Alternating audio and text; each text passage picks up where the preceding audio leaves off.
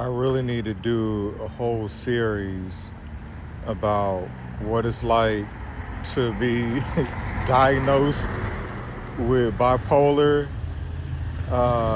CPTSD, and then possibly a personality disorder on top of being a war veteran. And then toss in the fact that I identify as black. I swear. This shit is fucking hilarious, dog. Cause I crashed out on this VA worker yesterday. And like in my world, the shit's like normal.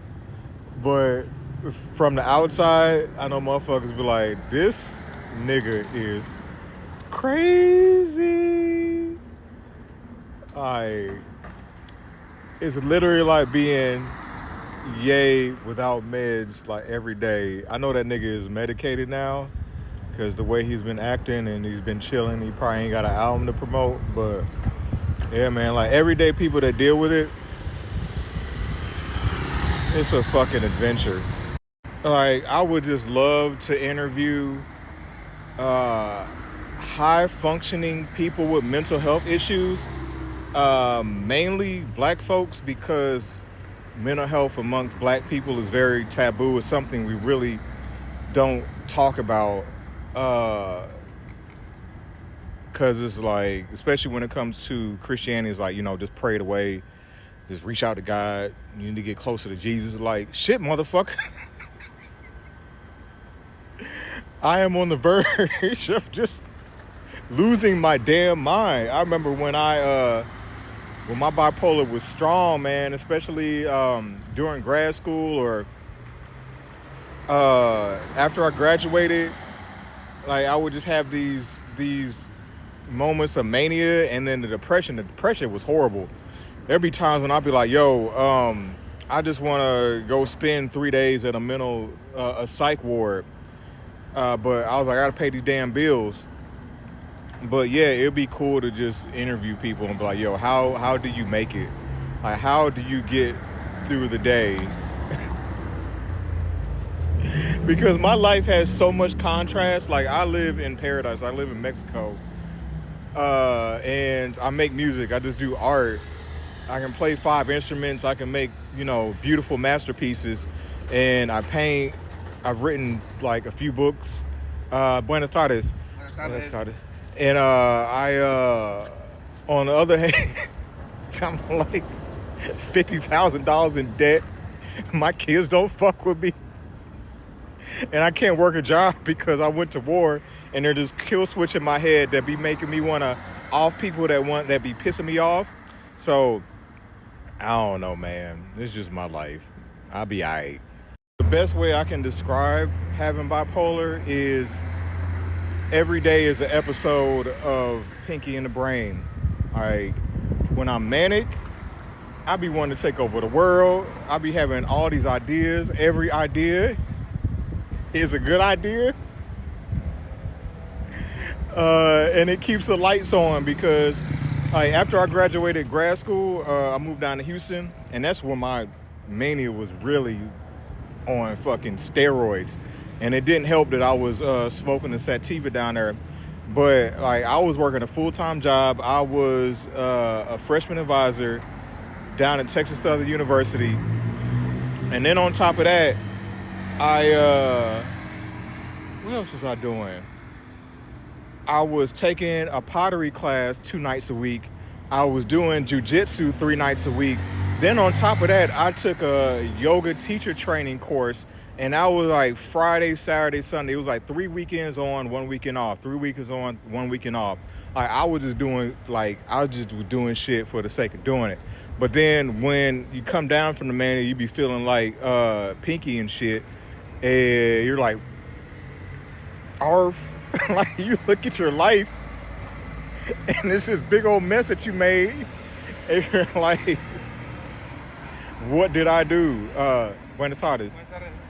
Yeah, it's like a very humbling experience when you got to look at your bank statements or credit card statements after you've had 3 to 4, maybe 5 days of mania. And the only reason why I haven't been hospitalized is because I could talk my way out of it. All right, because you go to a mental hospital and you be like, these motherfuckers are really crazy. Banging their heads on the wall. You're like, damn, dog, I just want some sleep. But man, when you come down from the manic highs, I got to deal with that depression. Oh boy. There used to be times I would be in my bedroom with the lights off, and it'd be like 2 to 3 days, and I'm just laying there feeling like crap, strategizing different ways to off myself. I ain't gonna do it though, because I'm too much of a punk, and I'll be thinking like, oh, I might wake up as a vegetable. But there was this one time that I literally was Googling how high the overpass of Spaghetti Junction was when I was living in Atlanta in a dark place. And Google was all like, hey, bro, you all right? Here's somebody you can call. But literally that day, I was driving home, and I saw this young lady. When I saw this, I saw this young lady that was, you're good.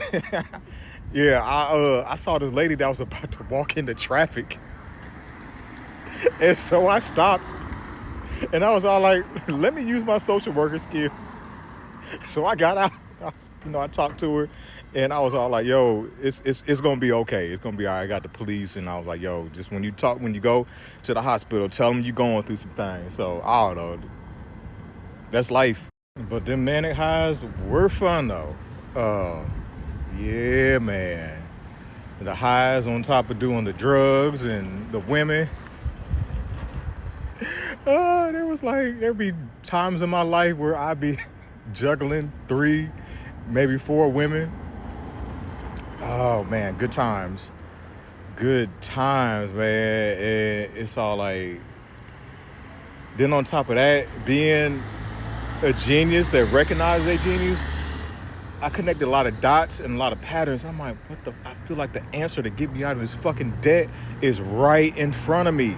Like just right there. And I'm like, fuck. But then I had to remember to enjoy the journey. Like every step of the journey, like the highs, the lows, the mids, all of it. Like just enjoy. When the part is enjoy the fucking journey. And I know I'll get out of all this. Because like 50,000, I mean, it sounds like a lot when you're in debt. But I've finessed my way out of $100,000 worth of student loans. And I done got my way out of paying child support. So I know I can get out of this. So I don't know. Enjoy the ride. And welcome to the show that I call life. But let me take my ass inside because I'm hungry and my dog is hot right now. She over here paying. Yeah, that's why I know I said I was done, but I'm walking back. But that's why I love that line by Ye when he was all like, you can get through anything if magic made it. Like I survived poverty after, living a middle class life. But, I couch surfed for about a year and a half with a wife and 2 kids. I survived Iraq not once, but twice. Like imagine somebody trying to actively off you for 15 months of your life, like every single day. When it's this, and and then go back and do it again for another 12. And so, and then I got out of the Army and get not 1, but 2 degrees. Like I got a 4.0 in my master's program while working a full-time job at Child Protective Services, doing social work, and then having a functioning drug problem. The joys of being a black genius.